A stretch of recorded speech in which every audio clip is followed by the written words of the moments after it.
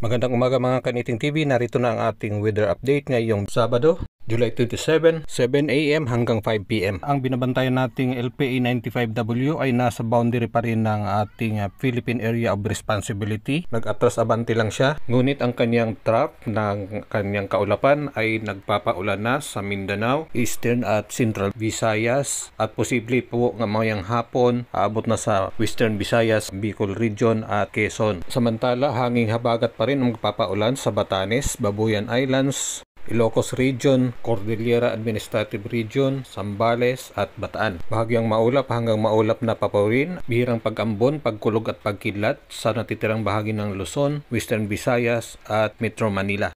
Paalala, para laging latest update ang inyong mapapanood, mag-follow sa ating Facebook at mag-subscribe sa ating YouTube channel. Paki-share po. Thank you for watching. Until next update. Kita-kits!